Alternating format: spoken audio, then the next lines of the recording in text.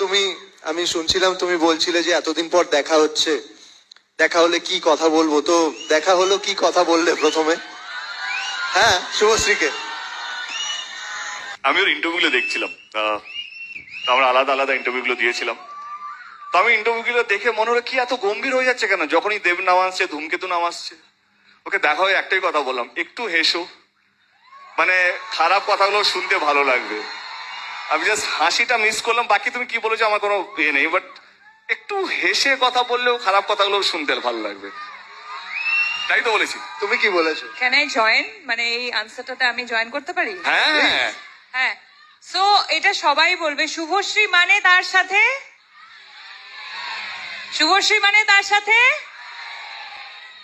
আমি সব শুভশ্রী সময় তার সাথে কি হাসি, হাসি হাসি। বললো, আমি ভালো অন্য কোনো ছেলের নাম যুক্ত করছে কি। আরে না না, কেটে গেছে আমার আর। হ্যাঁ, সো আরে 10 শুভশ্রী বছর মানে, এখন দেব পাল্টায়নি। হ্যাঁ বলো, কিছু বলছিলে তুমি। তো আমাকে খুব কম মানুষই দেখেছে যে না হাসতে, সো আমি হাসছিলাম, বোধহয় তুমি দেখতে পাওনি।